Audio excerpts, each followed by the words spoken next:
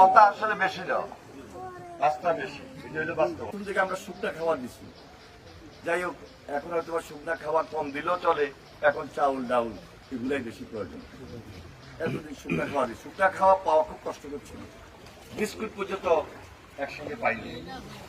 আর পানির তো একটা হাহাকার, যাই হোক সবকিছু